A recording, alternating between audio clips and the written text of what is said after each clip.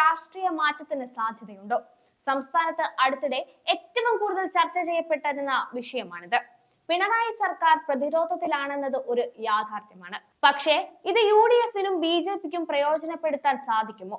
ഇപ്പോൾ പുറത്തുവരുന്ന സംസ്ഥാനത്തെ 31 തദ്ദേശ സ്വയംഭരണ വാർഡുകളിലേക്ക് നടന്ന ഉപതെരഞ്ഞെടുപ്പിന്റെ ഫലം നമുക്ക് പരിശോധിക്കാം. UDF 17, LDF 11, BJP 3 സീറ്റുകളിൽ വിജയിച്ചു.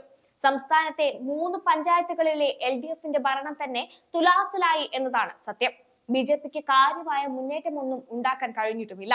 UDF camp ആഹ്ലാദത്തിലാണ്. വരുന്ന തദ്ദേശ സ്ഥാപനങ്ങളിലേക്കുള്ള തിരഞ്ഞെടുപ്പിലും അടുത്ത വർഷം നടക്കാൻ പോകുന്ന നിയമസഭാ തിരഞ്ഞെടുപ്പിലും LDF-നെ മലർത്തിയടിക്കുമെന്ന് അവർ പ്രഖ്യാപിച്ചു കഴിഞ്ഞു.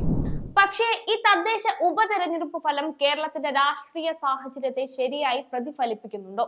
അതോ പ്രാദേശിക വിഷയങ്ങൾ അനുസരിച്ചാണോ ജനങ്ങൾ വോട്ട് ചെയ്യുന്നത്? കേരളത്തിലെ 14 ജില്ലയ്ക്ക് 31 ജില്ലാ പ്രസിഡന്റുമാരെ നിയമിക്കാൻ പോകുന്ന BJP-ക്ക് ഈ ഉപതെരഞ്ഞെടുപ്പ് ഫലം നൽകുന്ന സന്ദേശം എന്താണ്? വരുന്ന തെരഞ്ഞെടുപ്പുകളിൽ കോൺഗ്രസ് വിജയം ഉറപ്പാണോ? നമുക്ക് നോക്കാം. മലപ്പുറം ജില്ലാ പഞ്ചായത്തിലെ തൃക്കലങ്ങോട് വാർഡ് ഉൾപ്പെടെ 4 ബ്ലോക്ക് പഞ്ചായത്ത് വാർഡുകൾ, 3 മുനിസിപ്പാലിറ്റി വാർഡുകൾ, 23 ഗ്രാമപഞ്ചായത്ത് വാർഡുകൾ എന്നിവിടങ്ങളിലേക്കായിരുന്നു ഉപതെരഞ്ഞെടുപ്പ്. 17 ഇടങ്ങളിൽ ജയം നേടിയ UDF ഇതിൽ 7 എണ്ണം LDF-ൽ നിന്ന് പിടിച്ചെടുത്തതാണ്. 11 വിജയിച്ച LDF 3 സീറ്റ് UDF-ൽ നിന്നും പിടിച്ചെടുത്തു. 3 സീറ്റിൽ ജയിച്ച BJP ആകട്ടെ 1 സീറ്റ് UDF-ൽ നിന്നുമാണ് പിടിച്ചെടുത്തത്. ഇത് മാത്രമല്ല, തൃശൂരിലെ നാട്ടിക, ഇടുക്കിയിലെ കരുമണ്ണൂർ, പാലക്കാട്ടെ തച്ചമ്പാറ എന്നീ പഞ്ചായത്തുകളിലെ ഭരണവും UDF പിടിച്ചെടുത്തു. തച്ചമ്പാറയിൽ LDF-ന് 8ഉം UDF-ന് 7ഉം സീറ്റുകളായിരുന്നു ഉണ്ടായിരുന്നത്. UDF 1 സീറ്റ് ജയിച്ചതോടെ കണക്ക് മാറി. ഇനി ഈ പഞ്ചായത്ത് UDF ഭരിക്കും. തൃശൂർ നാട്ടികയിൽ തിരഞ്ഞെടുപ്പിന് ശേഷം UDF-ന് 6, LDF-ന് 5, BJP-ക്ക് 3 എന്നിങ്ങനെയാണ് സീറ്റ് നില. ഇവിടെ BJP-യുടെ നിലപാട് നിർണായകമാകും. കരിമണ്ണൂരിലാകട്ടെ ഇടത് സ്വതന്ത്രന്റെ സീറ്റ് ഇക്കുറി UDF ജയിച്ചു. അങ്ങനെ LDF-നും UDF-നും 7 സീറ്റ് വീതമായി. ജനാധിപത്യ കേരള കോൺഗ്രസിന് അവിടെ ഒരു സീറ്റുണ്ട്. അവരുടെ നിലപാട് അവിടെ നിർണായകമാകും. ആലപ്പുഴയിൽ അടുത്തിടെ CPM വിട്ട് BJP-യിൽ ചേർന്ന ജില്ലാ പഞ്ചായത്ത് അംഗം വിപിൻ സി ബാബുവിന്റെ നാടായ പത്തിയൂരിൽ CPM-ന്റെ സിറ്റിംഗ് സീറ്റിൽ കോൺഗ്രസ് ജയിച്ചു. BJP-ക്കാകട്ടെ 15 വോട്ട് കുറയുകയും ചെയ്തു. UDF ജയം കേരളത്തിന്റെ ഭരണവിരുദ്ധ വികാരത്തിന്റെ തെളിവാണെന്ന് കോൺഗ്രസ് പ്രസ്താവിച്ചു കഴിഞ്ഞു. ജനങ്ങൾ പിണറായിയെ വെറുത്തു എന്നും സർക്കാരിനെ പുറത്താക്കുമെന്നും കൂടി കോൺഗ്രസ് പറഞ്ഞു വെച്ചു. ഈ അടുത്തിടെ കഴിഞ്ഞ ഉപതെരഞ്ഞെടുപ്പുകളൊക്കെ പരിശോധിച്ചാൽ ഈ പറയുന്നതിൽ വല്ല വാസ്തവവും ഉണ്ടോ എന്ന് നിങ്ങൾക്ക് തോന്നുന്നുണ്ടോ? തൃക്കാക്കര, പുതുപ്പള്ളി, പാലക്കാട്, ചേലക്കര, വയനാട് ഉപതെരഞ്ഞെടുപ്പ് നടന്ന സ്ഥലങ്ങളിൽ എവിടെയും അട്ടിമറിയൊന്നും നടന്നിട്ടില്ല. നേരത്തെ ജയിച്ച പാർട്ടി തന്നെ ഉപതെരഞ്ഞെടുപ്പിലും വിജയിച്ചു. പക്ഷേ ഭൂരിപക്ഷത്തിൽ മാറ്റം വന്നിട്ടുണ്ട്. 1 ലക്ഷം വോട്ടിന് ജയിച്ചാലും 1 വോട്ടിന് ജയിച്ചാലും ജയം തന്നെ ആണല്ലോ.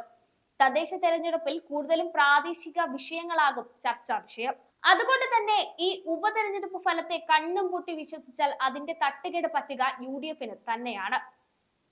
വരുന്ന തദ്ദേശ തെരഞ്ഞെടുപ്പിലും സംസ്ഥാന തെരഞ്ഞെടുപ്പിലും വലിയ ചർച്ചയാകാൻ പോകുന്ന പല വിഷയങ്ങളുമുണ്ട്. അതിൽ UDF-ന് അടിതെറ്റാനുള്ള സാധ്യത വളരെ കൂടുതലാണ്. മുനമ്പം വിഷയം തന്നെ നോക്കൂ. കോൺഗ്രസ് ഒരു നിലപാട് പറയുന്നു, അതിനു നേരെ വിപരീതമായി മുസ്ലിം ലീഗ് സംസാരിക്കുന്നു. ഇതുപോലെയുള്ള സാഹചര്യത്തിൽ പൊതുജനങ്ങൾക്കിടയിലുള്ള കോൺഗ്രസിന്റെ വിശ്വാസ്യതയാണ് ചോദ്യം ചെയ്യപ്പെടുന്നത്. മുനമ്പത്തെ മനുഷ്യർ കുടിയിറക്കപ്പെടണമെന്നതാണോ UDF-ന്റെ നിലപാട്? മുനമ്പം വഖഫ് ഭൂമിയാണെന്ന് UDF കരുതുന്നുണ്ടോ? ഇതിൽ കോൺഗ്രസിന്റെ നിലപാട് എന്താണ്? മുനമ്പം പോലെ മറ്റ് പ്രദേശങ്ങളിലും വഖഫ് ബോർഡ് ഭൂമി അവരുടേതാണെന്ന ഉള്ള അവകാശവാദം ഉന്നയിക്കുന്നുണ്ട്. കാണുന്ന ഭൂമിയിലെല്ലാം വഖഫ് ബോർഡ് അങ്ങനെ അവകാശവാദം ഉന്നയിച്ചാൽ ജനങ്ങൾ ആകെ കഷ്ടത്തിലാകും. കോൺഗ്രസ് ഇതിൽ നിലപാട് പറയണം. പാലക്കാട് ഉപതെരഞ്ഞെടുപ്പിൽ കോൺഗ്രസിന് സുഡാപ്പികളുടെയും ജമാഅത്ത് ഇസ്ലാമികളുടെയും പിന്തുണ കിട്ടിയിട്ടുണ്ടെന്നതാണ് സത്യം. പാലക്കാട് കോൺഗ്രസ് സ്ഥാനാർത്ഥി രാഹുൽ മാങ്കൂട്ടത്തിൽ ഇലക്ഷൻ ജയിച്ചു കഴിഞ്ഞപ്പോൾ പാലക്കാട് നഗരത്തിലൂടെ SDPI പ്രവർത്തകർ പ്രകടനം നടത്തിയത് നമ്മൾ കണ്ടതാണ്. ജമാഅത്ത് ഇസ്ലാമിയുടെ ഓഫീസിൽ രാഹുൽ ഇരിക്കുന്നതും നമ്മൾ കണ്ടു. രാജ്യദ്രോഹ പ്രവർത്തനങ്ങളുടെ പേരിൽ കേന്ദ്ര സർക്കാർ നിരോധിച്ച പോപ്പുലർ ഫ്രണ്ട് ഓഫ് ഇന്ത്യയുടെ രാഷ്ട്രീയ രൂപമാണ് ഈ SDPI. അവർക്ക് കൈകൊടുക്കാൻ കോൺഗ്രസിന് മടിയില്ല. മലബാറിൽ നഷ്ടപ്പെട്ട മുസ്ലിം വോട്ടുകൾ തിരികെ മുന്നണിയിലേക്ക് എത്തിക്കാനുള്ള തത്രപ്പാടിലാണ് കോൺഗ്രസ് പാർട്ടി. ഉത്തരേന്ത്യയിൽ കോൺഗ്രസിന്റെ അടിവേരിളക്കിയത് ഈ മുസ്ലിം പ്രീണനമാണെന്ന് പാർട്ടി നേതാക്കൾ മറക്കരുത്. കോൺഗ്രസിൽ അവശേഷിക്കുന്ന ഹിന്ദു വോട്ടുകൾ കൂടി മറുപക്ഷത്തേക്ക് പോകാനുള്ള വഴി കോൺഗ്രസ് തന്നെ ഇവിടെ വെട്ടിക്കൊടുക്കുകയാണ്.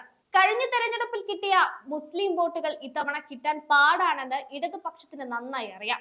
മുസ്ലിം രാഷ്ട്രീയത്തെ പറ്റിയുള്ള പി ജയരാജന്റെ പുസ്തകവും ജമായത്തെ ഇസ്ലാമി SDPIയോടുള്ള പരസ്യമായ എതിർപ്പുമൊക്കെ ഇതിന് തെളിവാണ്. പാർട്ടിയുടെ അടിത്തട്ടിൽ നിന്ന് ഹിന്ദുക്കൾ, പ്രത്യേകിച്ച് ഈഴവ സമുദായത്തിൽ നിന്നുള്ളവർ BJPയിലേക്ക് പോകുന്നത് അവരെ ഭയപ്പെടുത്തുന്നുണ്ട്. ആലപ്പുഴയിൽ CPMനെ നിയന്ത്രിക്കുന്നത് ഇസ്ലാമിസ്റ്റുകളാണെന്ന് ഉറക്കെ പറഞ്ഞുകൊണ്ട് നേതാക്കൾ ഉൾപ്പെടെയുള്ള ആളുകൾ പുറത്തു വരുന്നതും പാർട്ടിക്ക് ക്ഷീണമാണ്.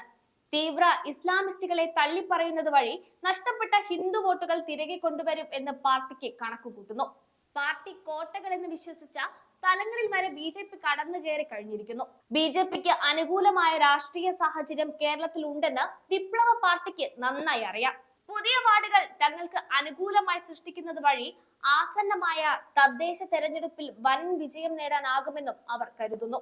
കേരളത്തിൽ BJP ആകട്ടെ സംസ്ഥാനം പിടിച്ചെടുക്കാനുള്ള തയ്യാറെടുപ്പിലാണ്. 30 സീറ്റുകൾ നേടി സംസ്ഥാനം പിടിക്കണോ അതോ 40 സീറ്റ് നേടണോ എന്ന കൂലങ്കഷമായ ചർച്ചയാണ് മാരാർജി ഭവനിൽ നടക്കുന്നത്. പക്ഷേ ഈ പഞ്ചായത്ത് ഉപതെരഞ്ഞെടുപ്പിൽ ഒന്നും കാര്യമായി നേടാൻ പാർട്ടിക്ക് സാധിച്ചിട്ടില്ല. എങ്കിലും സംഘടനാ തലത്തിൽ വലിയ പരിഷ്കാരം നടത്താനാണ് പാർട്ടി തീരുമാനിച്ചിരിക്കുന്നത്. ജില്ലാ കമ്മിറ്റികൾ ഉടച്ചു വാർക്കാൻ പോവുകയാണ്. ഇനി 14 അല്ല 31 ജില്ലാ കമ്മിറ്റികളാണ് BJPക്ക് ഉണ്ടാകുക. മണ്ഡലം കമ്മിറ്റികൾ പണ്ടേ 2 ആക്കിയതാണ്. പാർട്ടിക്കുള്ളിൽ തന്നെ ഈ വിഭജനത്തിന് വിയോജിപ്പുള്ളവരും ഉണ്ട്. മറ്റ് സംസ്ഥാനങ്ങളിൽ അത് വിജയകരമായി നടപ്പിലാക്കി എന്നതാണ് കേന്ദ്ര നേതൃത്വത്തിന്റെ അവകാശവാദം. എന്താകുമെന്ന് കണ്ടറിയാം. പറഞ്ഞു വന്നത് ഇത്രയേ ഉള്ളൂ. ഈ ഉപതെരഞ്ഞെടുപ്പ് ഫലം കേരള രാഷ്ട്രീയത്തിന്റെ മുഴുവൻ പ്രതിഫലനമാണെന്ന് കരുതരുത്. വരുന്ന തിരഞ്ഞെടുപ്പിനെ നയിക്കാൻ പോകുന്ന വിഷയങ്ങൾ തികച്ചും വ്യത്യസ്തമായിരിക്കും.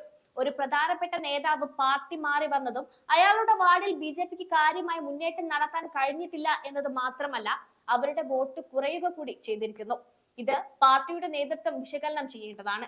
കേരളത്തിലെ തിരഞ്ഞെടുപ്പ് മത്സരം LDFും UDFും തമ്മിലാണെന്നത് തന്നെ സംസ്ഥാനത്തെ കൂടുതൽ ജനങ്ങളും വിശ്വസിക്കുന്നത് എന്ന് ഉപതെരഞ്ഞെടുപ്പ് ഫലങ്ങൾ സൂചിപ്പിക്കുന്നു. പക്ഷേ ഈ ജയങ്ങൾ കണ്ട് ഇതാണ് കേരളത്തിൽ സംഭവിക്കാൻ പോകുന്നതെന്ന് കരുതിയാൽ കോൺഗ്രസ് പാർട്ടിക്ക് വലിയ തിരിച്ചടിയാകും ഉണ്ടാവുക.